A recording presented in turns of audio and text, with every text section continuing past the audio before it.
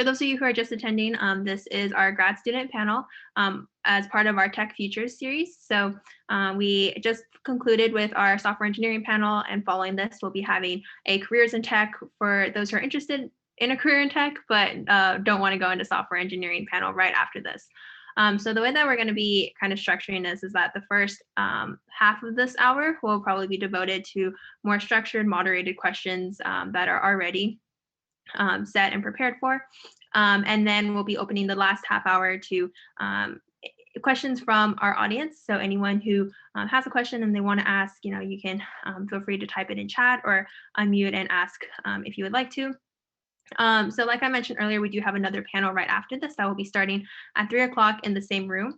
If we conclude our audience question portion before the hour, or if our panelists are able to hang out for a couple of minutes after 3 o'clock, if people are interested, I'll be opening breakout rooms at the end of this meeting so that people can kind of choose to move over in there and make room for our third panel.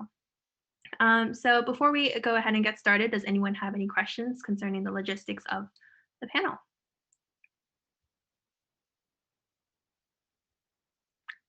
All right, in that case, I'm going to go ahead and begin recording the meeting.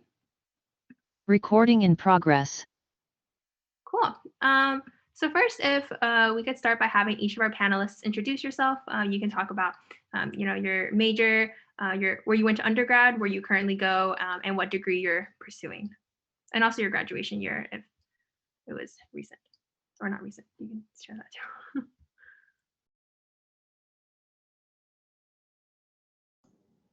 I can start. Okay, cool.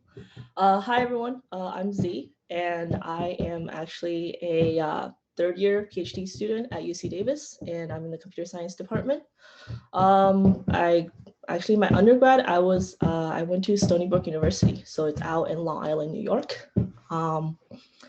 Yeah, and I actually study applied math and statistics for my undergrad. Cool. I can go next. Hey guys, my name is Sai. I did my undergrad at UC Davis, graduated class of 2018. Studied computer science there. Now I'm at Cornell Tech in New York City, getting a master's in engineering and computer science as well. Okay, I guess I can go. So I'm Rishi. I'm a CS PhD at Stanford, mostly working on natural language processing. And I did my undergrad, incidentally, at Cornell in Ithaca, where I majored in math and computer science.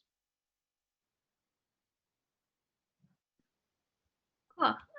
Thank you, everyone, for introducing yourselves. So our first question, what made you decide to pursue higher education or grad school?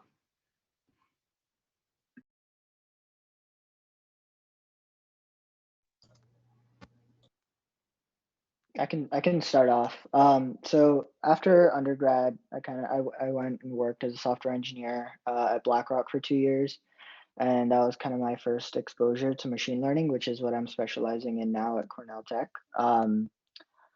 So yeah, I worked on some NLP stuff, mostly building out tools for some of our researchers, but I got exposed to like how they use data, and I was fascinated by that, and kind of wanted to double down more there. And move towards that side of tech, and like breaking out into those fields isn't like super easy without like a higher degree. So I went back to school. So for me, I did research throughout my undergrad, and so I think when I was a junior or senior, it was fairly clear to me that I wanted to do a PhD, and in part, that was because I probably will end up becoming faculty somewhere, and so doing a PhD is a necessary step along that path.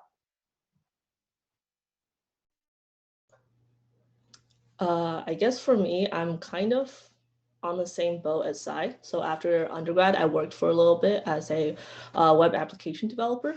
And since during my undergrad, I didn't have a CS degree, I was, while I was working as an application developer, I pretty much learned everything on my own during the job. And I wanted to go more into like natural language processing, which is something that I'm doing for my PhD right now. So, and that required a higher education, which is why I'm actually in the going for my PhD now. Cool. Thank you everyone for sharing. So our next question, if you have a specialization, seems like a couple of you are focused on NLP. How did you decide on one to pursue, or what made you interested in this topic?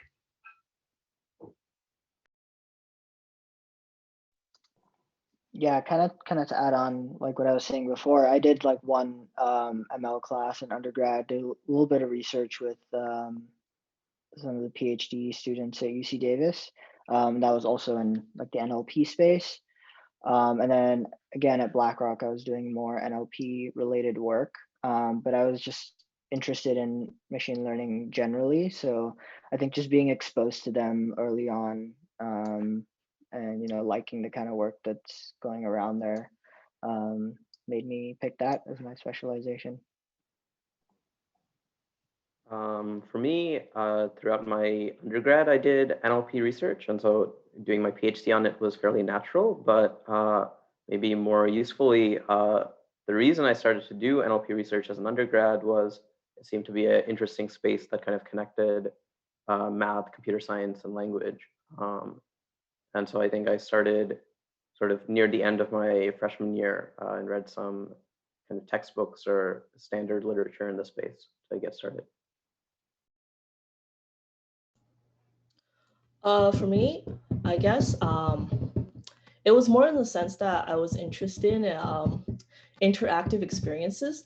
So like being able to actually tell a coherent story when you're playing a game or watching some kind of TV show or something like that. So I was really interested in how we can actually generate that just using machines rather than like if you're an artist, what kind of how can you use machines to actually help you enhance your creativity in that portion, or how can you even have a machine to generate something that will help you be more coherent in your own storyline that you're creating, right?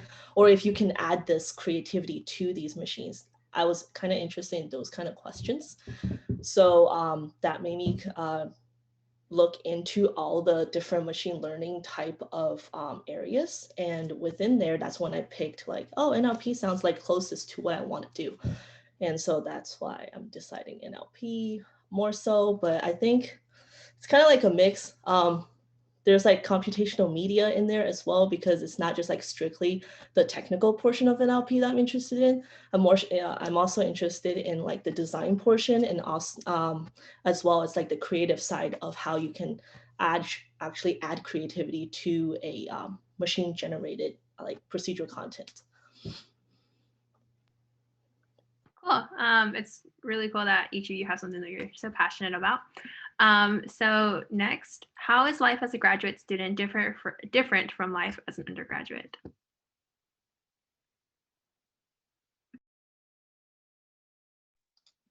I can start. Well, so during like undergrad was definitely like you meet a lot more people, a lot more diverse people, and I think the biggest difference is that at grad school everyone kind of knows what they're there for. They're there for a reason to learn, and I think just generally people are more focused. So that's like one of the biggest differences I've seen, at least. But I mean, I'm only going to be in grad school for a year, so curious to hear about from the other two. Yeah, I mean, I kind of agree that the set of people you meet is narrower in terms of the sort of things they work on and things they're interested in studying. I guess also what you do as a grad student is quite different from what you do as an undergrad, at least as a PhD versus an undergrad, in the sense that most of my time is spent doing research, whereas most of my time as an undergrad was spent taking courses, and so that's a pretty salient difference. And I guess more generally, you're working on stuff where there is no clear target, whereas an undergrad, the material you're learning has already been well understood, and you're learning it for the first time, but other people have already studied it extensively. Yeah, I agree with what Rishi is saying. At least in terms for a PhD student, you have more freedom in terms of how you want to use your time, because there is no structure to what your day looks like. It really depends on how you structure your own day. And for undergrads, you have all these deadlines, right? Like you have strict deadlines because you're taking classes, and each class has like I don't know, like midterms, finals, project deadlines. But versus like for grad school, you might have a paper occasionally, like once a couple times a year, you have like a big paper deadline that you might want to meet. But even if you don't meet it, it's like, okay, I didn't meet it this time, but then there's always another one that keeps coming in, right? So there's no like hard deadline per se, I would say. It's all about like structuring your time so that you can actually meet those deadlines. There's nobody that there, maybe except for your mentor, that goes like, hey, you should be doing this now. You should be doing this now. It's all like up to you at how you want to progress through your degree. And I think that contributes to how long people usually stays within the degree. So like some people stay longer because maybe they're like struggling to find a good balance between doing the work and also like staying happy within grad school. um, and then like some people are like shorter because they just can like get into that heavy work ethic and just crunch everything out and then get that degree that they want. Yeah, I think like the MEng program that I'm in is also pretty short, so you don't really have that much of a leeway to kind of do other things. And yeah, like a lot of my stuff is like class-based, deadline-based. We usually have like an overarching project that goes like semester long, but for the most part, like day to day, it's pretty similar to undergrad.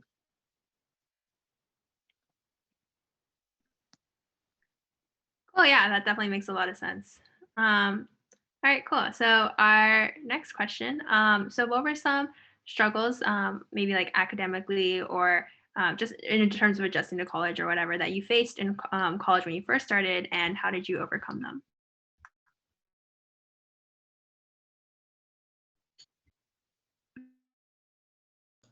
Are you asking about graduate school classes or undergrad? Yeah. So like maybe yeah, struggles that you faced in like adjusting to grad school.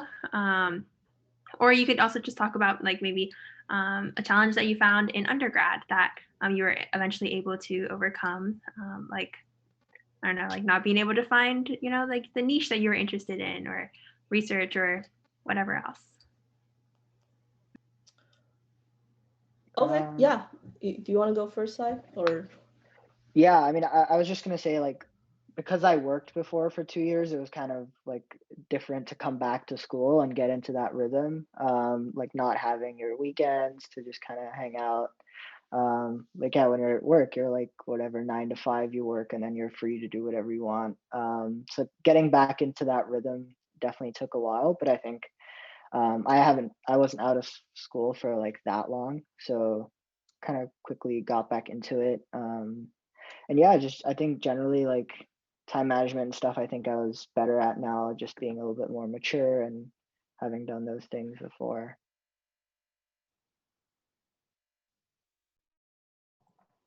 Yeah, I guess for me, I don't know if I'd call it a struggle, but maybe a challenge that most people face at the start of their PhD is kind of, I guess there are two related challenges. One of which is trying to find an advisor, or depending how the school works, maybe you're assigned an advisor, but you're trying to get to know them and build a kind of, you know, trust between each other and a kind of working relationship that'll endure for the next 5 or so years. And that I think is a challenge and just a kind of process that one has to go through as a PhD. And then I think related to that is trying to figure out what kind of like research directions you want to push. And for me, I had done a lot of research in undergrad, so it was at least clear that within NLP, the kinds of things I was interested in. But even then, I think it's still, there are many things you can work on, and it's kind of a confusing problem on how to decide what to work on at any given point in time. And what you're trying to do and how it'll impact the field more broadly. Yeah.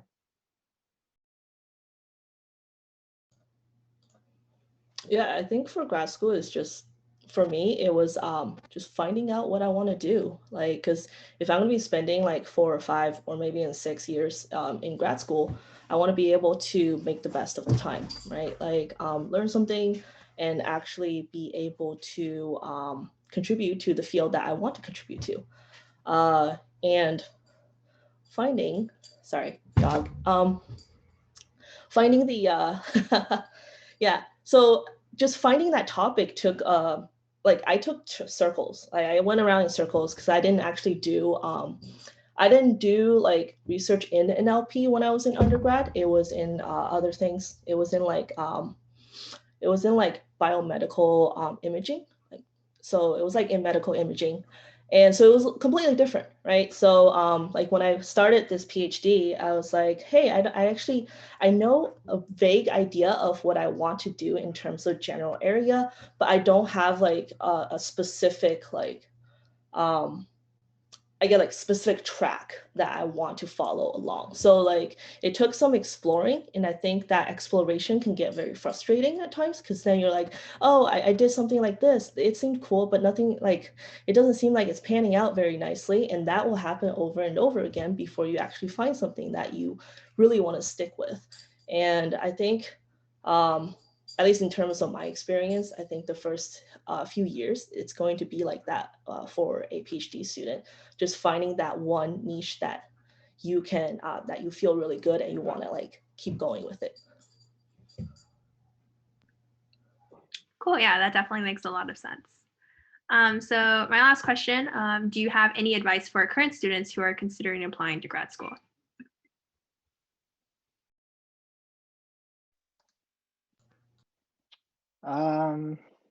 So like one of the things for me, like I didn't apply to a PhD, was kind of what Z was talking about. I wouldn't know like what to specialize in, but it seems like that's like part of the process. You know, first couple of years you're trying to figure it out. But I think the advice I would give is that a lot of programs are very different. So maybe Rishi knows this, but the Cornell program in New York City is like a 1-year MEng program. Is pretty fast paced, but you also learn a lot about like the startup ecosystem out here, and you learn like how to build a startup. You take a lot of like MBA classes along with the MBA students as well. So it's a very different experience if that's what you want to do. If you want to like, you know, learn about how to build a startup, how do you grow it, what are some of the challenges there, and how do you navigate that space, there's different programs for that. So yeah, I think the world is pretty big, even in the grad school side of things. So don't be afraid to explore, I guess.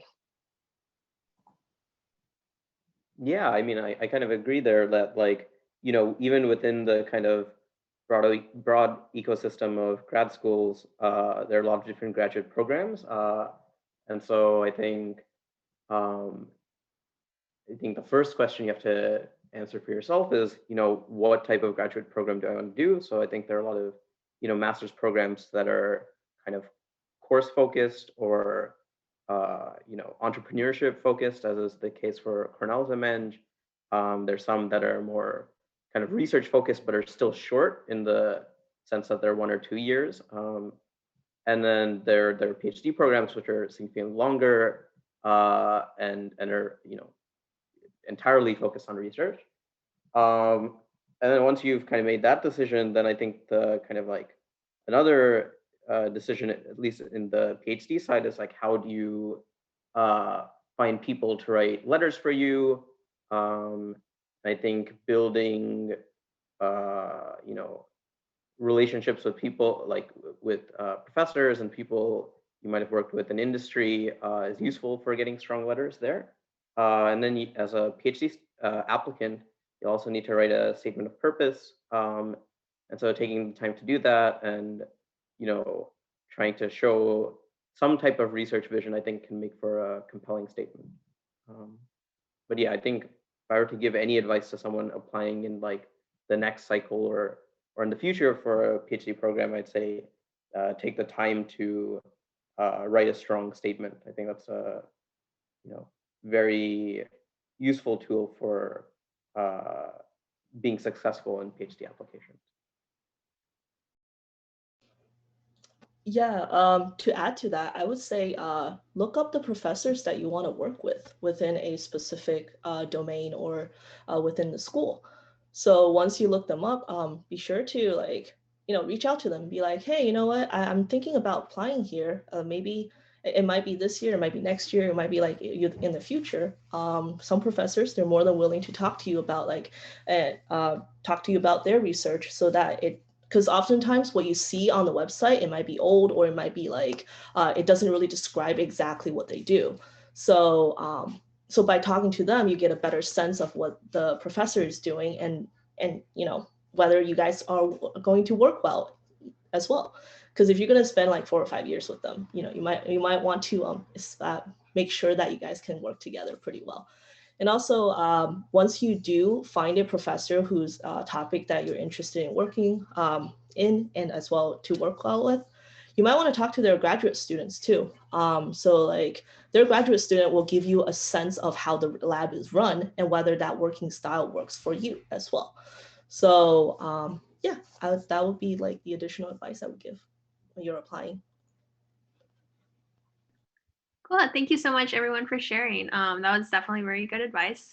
So for the second half of this hour, we're going to open up the floor to any of our audience members who are interested in asking any questions. And I forgot to mention this earlier, but this panel is currently being live streamed as well on our HackDavis website, YouTube, and Twitch channel. So there might be a couple of viewers watching from those channels. And if you are one of those viewers watching from the live stream, feel free to log into the Zoom link and ask any questions that you might have.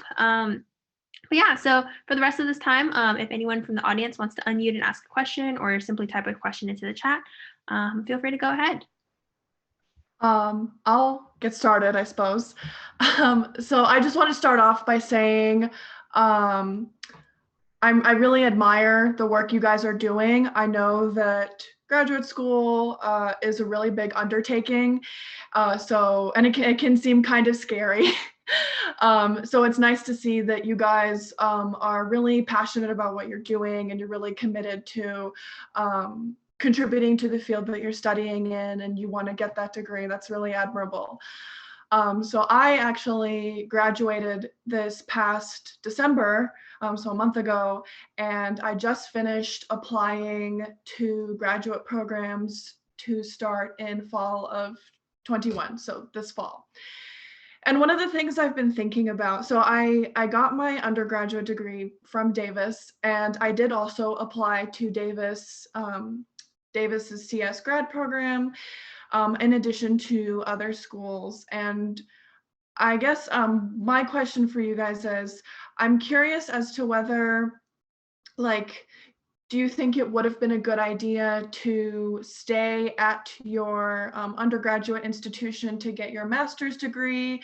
Because I've already forged relationships with professors in the department there, and it might be easier for me to kind of navigate my master's degree. But I'm also thinking about kind of going to a different school, experiencing something new, getting to network more, meet with other professors. And so since all of you, it seems like, went to different institutions for your master's degree, I kind of wanted to get your thoughts on, I guess, whether you had thought about staying at your undergraduate institution and how you kind of feel about being at a new school and having to interface with new professors that you might not be familiar with. Yeah, so I guess I can answer the second part first. So I did think about staying at Cornell for my PhD. I think at the PhD level, that's kind of uncommon. There are a couple of universities where it's maybe a little bit more common to stay from your undergrad through for your PhD. But I think in general, the advice at most places is to go elsewhere for your PhD and meet a second academic research community and forge relationships there. At the master's level, I guess one thing I might ask is why are you doing the master's, and what are you hoping to get out of it? Because I think if you're hoping to learn more things and take more courses, I could see it being more useful to go elsewhere. Whereas if you're trying to do like research and you've already started doing research with faculty at your undergrad at Davis, then maybe it's more pertinent to stay at Davis for your master's and continue strengthening those kind of research relationships. I think the answer might depend on the context here. Yeah, I think I would definitely echo everything Rishi said. Like, it's very program dependent. So like when I was evaluating programs, like I wanted to change. Also wanted to move out of the Bay Area. That was like part of it. Meet, like, broaden my network, meet people from different backgrounds and things like that. I had an interest to go back and work in finance again after. So definitely like moving to the East Coast in New York was part of that reasoning. And then the Cornell Tech program was also just very unique in the way it combines entrepreneurship and like the technical courses. So I was very drawn to that. And, a lot of like cross-disciplinary work is being done with like business and engineering. So yeah, I think definitely depends on the context. Like, what are you trying to get out of it? And I think for like PhD programs, definitely you need to consider like the faculty and what kind of research you want to go into. Yeah, I totally agree with that. I think you mentioned that you're going for a master's, right? So I would actually look into every school that you applied for's master's program and see what kind of tracks they have. So I know at least with Davis, there's 3 different tracks for the master's program that you can do to finish your master's, right? So one of them is like just the exam track, which means that you take 9 classes. And once you pass all 9 classes with, I believe it's like a B+ or something, then you take a final exam and then you can get your master's degree. And I know people who's been able to finish that within a year. So they basically get their master's and they move on and find a full-time job. And then there's also the thesis track, which is kind of like, it's like if you don't know whether you want to go into research or not, but you want to try like with a small research project, then you will go with the thesis track. So with that, you do 6 classes and then you do a research project with an advisor, and then they sign off, and then you have like a committee where you do the presentation of your research project too at the very end. And then they would all have to sign off before you can get your master's degree. And then the last one is like an in-between, it's like in between the thesis and the exam track, where it's called the project track, where for the project, you're basically taking 7 classes, I think. And then with the 7 classes, you do a small project. And then at that point, you don't actually have to have a committee to form to like sign off everything. Your immediate advisor can just say, oh, you finished the project, you're good. You can have your degree now, kind of thing. So I'm not sure about other schools that you applied for, but I will try to find out what they are, what kind of tracks they offer as well, and whether that fits what you want to ultimately accomplish with your master's degree. Thanks, that was really good advice. I have actually looked into Davis's, like the 3 different tracks you mentioned. I have looked into that, and I believe most UCs, which I did apply to other UCs, most UCs kind of have a similar setup. So I was thinking like going the thesis route, because I think it would be really cool to have a publication to my name. And I've also been thinking about getting a master's just for like professional development purposes, just so it would be useful for my career. And I think having a thesis would be useful for that as well. But yeah, I really appreciate all of the advice. Thank you. Just to add to that then, if you're going to the thesis route, I would say like look for the advisor, not for the school, right? So like, because you are doing research at that point, like, right, your main objective with the thesis is actually getting that publication, which means that you really want to be doing the research portion. So look for a good advisor, and even if that advisor is in a different school, that is okay, right? Because that will help you more in the long run, because that seems to be like what you are going after. Yeah, sure thing. Thank you. Mm-hmm. So I think Brian asked the question in the chat. He says, I'm planning on completing a combined bachelor's and master's program in computer science. How helpful do you think that would be when applying to computer science PhD programs?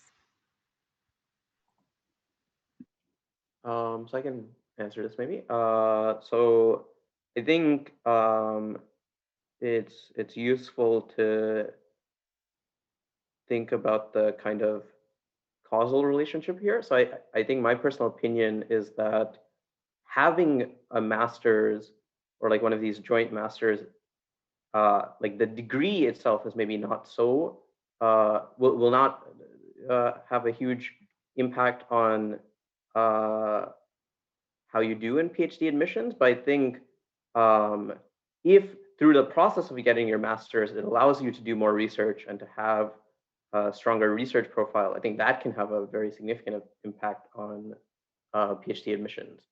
So I think really, I think one other useful thing to have in mind here is that at some places at least, PhD admissions will have like a higher standard for applicants that have master's degrees.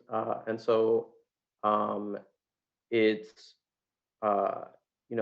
useful to keep in mind that this might be the case. And so really, if you're going to, if you're confident that you want to apply to PhD programs, it's useful to try to ensure that during the course of the master's portion of your joint degree, you're able to do research or get involved in research. I think that could be a good idea.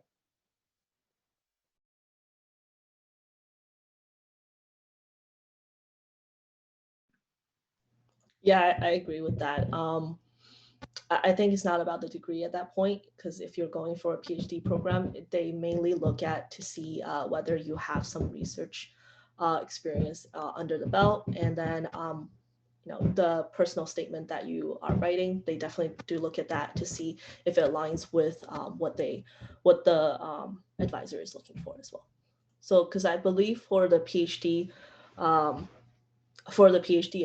admission programs, the advisors personally look at your statement to see whether they would like to have you within their lab.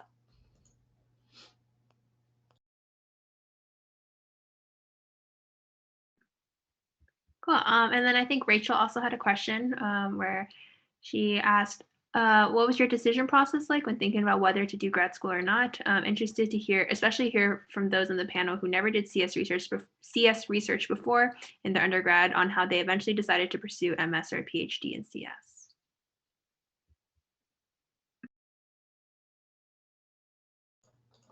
I guess that's me.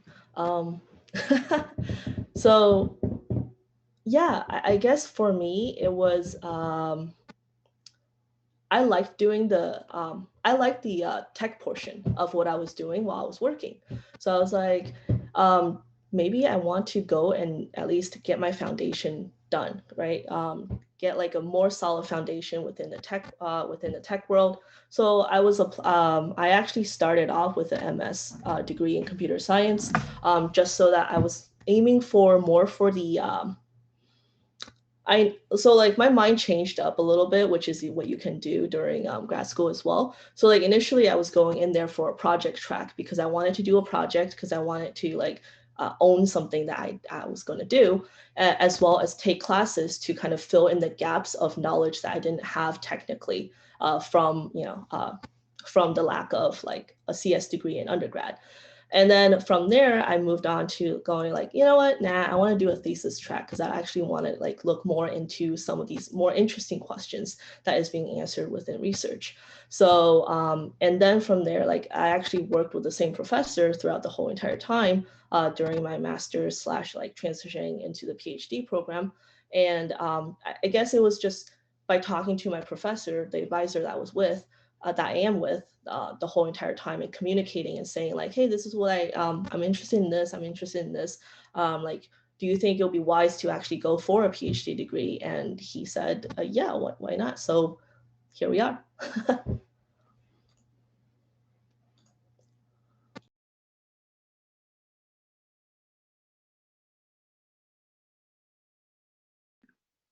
Cool. And then Nadia had another question. So she was asking, How difficult was it to find funding for your programs? What advice would you have for the financial side of getting a master's or a postgrad degree?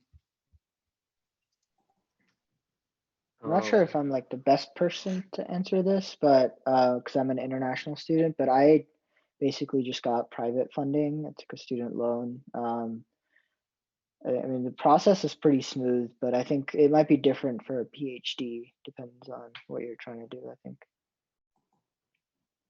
Yeah, so I guess at the PhD level, the norm at almost all CS PhD programs is that you'll be funded. Now there are some further nuances about where that funding comes from, which I can talk about if it's useful, but I guess that is a clear distinction between PhD programs and undergrad, in the sense that in undergrad, you're paying the institution, and in the PhD program, the institution or some other entity is funding you. And at the master's level, I think it depends on the institution. So at Cornell, for example, the MEng is you pay the university, but the MS program is funded by the university. So there, I think you have to look into the details of the specific master's program. Yeah, I mean, there are like grants and scholarships kind of similar to like how you would apply for them in undergrad. So that process is pretty much the same. I personally don't know much about them, but I'm happy to help you find stuff if you're. Yeah, so I don't know about other schools, but I can probably talk about the Davis master's program funding. So with Davis, there's like a couple ways that you can get funding. One is just through scholarships. So you can actually apply for external scholarships. Google has some, like all the big tech companies, they have scholarships that you can apply for, like Google, Microsoft, Facebook, all of those ones. So if yeah, and they do sponsor like masters, like master students. So if you want anyways, so like that's one way that you can get funding for school, is through those programs. Or another way is like through TA-ships. So applying for TA-ships within the department. And they're always like looking for TAs to kind of fill in the slots to help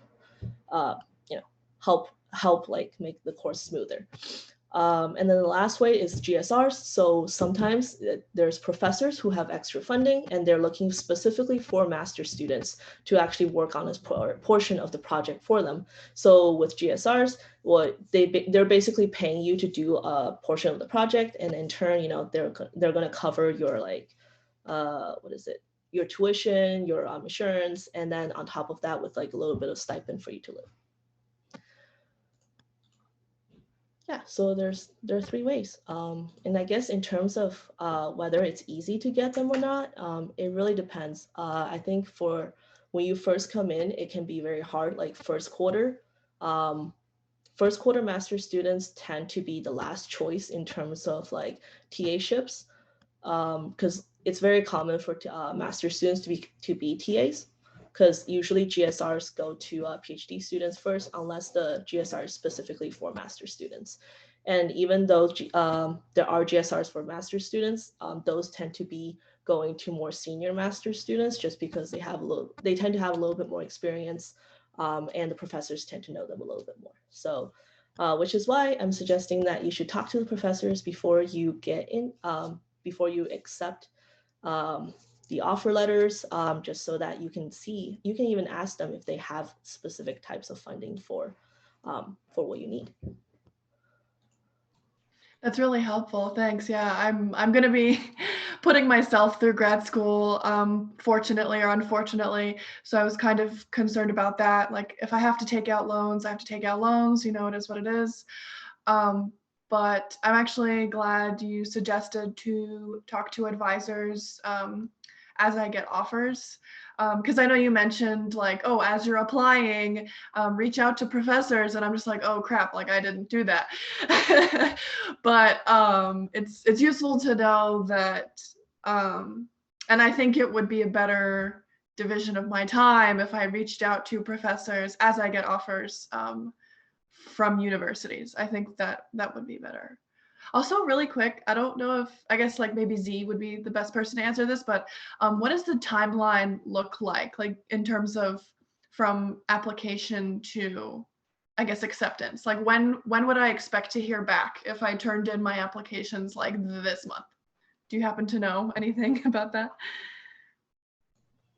I guess for Davis, there tends to be an orientation for prospective students in like March, I want to say. I think it was like February, like late February or March, for prospective students. So those are like students that I guess they haven't gotten the offer letter yet, but they're just like professors actually want to meet them. So those are specifically for like more from PhD students, and then sometimes the master students are mingled in too. So I'm not exactly sure how they pick the people for orientation, but they're just like basically inviting folks to come and check out the campus.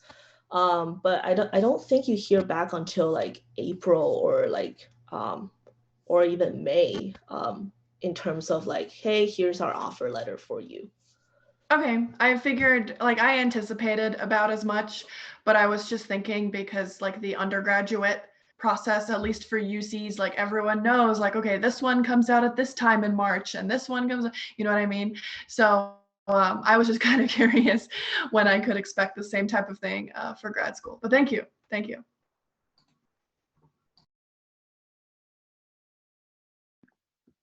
Did anyone else have any other questions? Ryan had another question, kind of a more specific question for Sai, but you mentioned that you worked for BlackRock and worked on machine learning. Where did you do quant trading? Or yeah. I was not doing quant trading myself, but I was helping a lot of the researchers that are involved in those teams. So basically, what I used to do there was build NLP tools for them to analyze news data sets from like Dow Jones and Thomson Reuters and those sort of things. So we basically built the data pipelines to ingest these things, and then also built like Python libraries and things around that to help them do their research. So I kind of got exposed to the kind of things that they were doing and like what sort of machine learning or data science they were applying with the tools that we were building. But it doesn't, I wouldn't call it quant trading per se.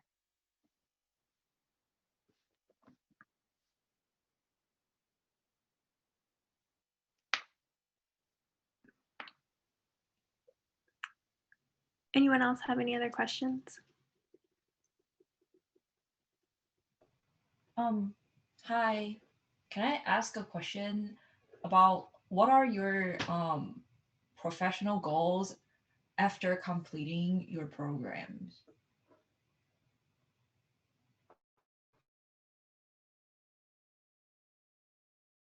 Who wants to go first? Okay, I guess I can go first. For me, I want to work in the R&D section within the industry. So that's my top choice. And then I think after, if like, because I know that market is very competitive. So if that's not something that I am able to secure, then I think I might go into the professor route because it's actually fun. It's fun to do research. It's fun to teach at the same time. And yeah, those are my two, like one's a backup choice for the other kind of thing.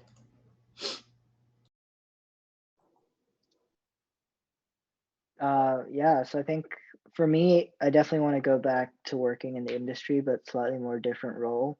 I was a software engineer before, but I think I want to go more onto like the data science and the research and R&D, kind of like Z was saying as well. So yeah, like on the finance side, that would be like quant researching. I'm also looking at like startups and like entrepreneurship because that's something that I'm learning a lot about in my program. So looking into like healthcare startups and autonomous vehicles as well. There's a lot of ML and deep learning being done there on the perception side of things too. So those are like the three spaces that I'm looking into working at after my program. Yeah, for me, I think I'm heavily leaning towards becoming faculty. Depending on how the job market is the year I graduate, that might involve spending a year in industry research or doing a postdoc in between. But yeah. Thank you.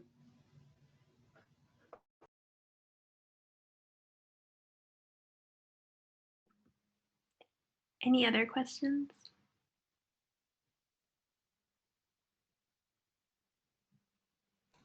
I guess I have more. If you could go back in time and give some advice to yourself before you started, whether it's specifically related to grad school or not, what would you want to say?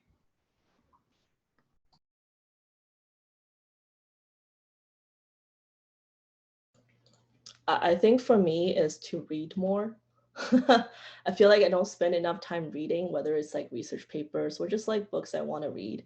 Like now I'm actually making time per day to at least like sit down for an hour or so just to read. It can be anything like, like a fiction novel that I've been wanting to read for like the past 5 years that I just never really opened up because, there's all these other things that takes my attention away, or like a research paper that, that's going to help me in terms of what I want to build and what I want to do for my PhD.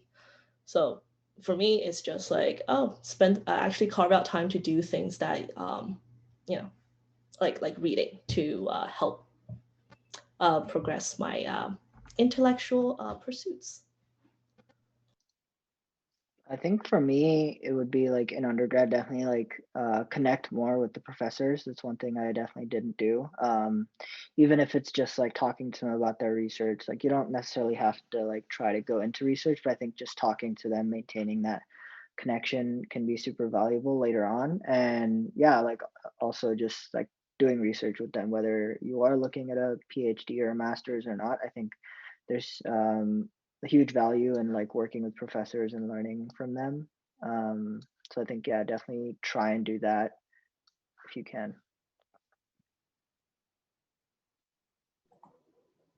For me, I think maybe it would be, I don't know if well, maybe getting more exposure to stuff that is kind of connected to CS, but is not directly CS. So I think in a lot of my recent work, I've been thinking about the connections of CS and cognition, or CS and various aspects of social science. And so it would have been nice to have a stronger foundation in those fields rather than learning it on the fly currently.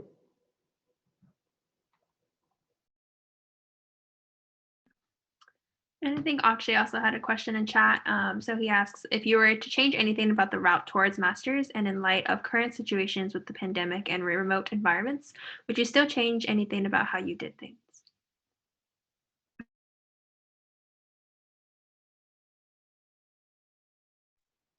I think for me, it's definitely similar to what I said before. Like on my route to masters, I think it would have been nice to do a little bit more research. That might have changed whether I went for like an MEng or a more like thesis driven masters or even a PhD. I think that would have changed how I thought about things then. In terms of pandemic, like yeah, the whole experience is definitely different. Especially for me, considering it's like 1 year. Like I have to make the most out of it however I can. But I think in the pandemic, like it's a good time to actually be in school, pick up skills. Like you're not missing out too much in terms of what's going on in the outside world. So it's a good time to be in school, learn more, and then come out with a better, better skill set and hopefully a better job market too.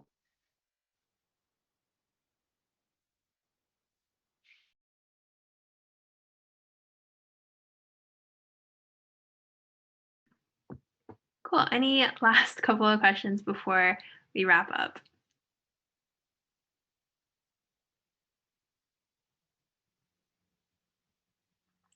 If not, thank you so much to each of our panelists for taking the time out of their days to speak with us today.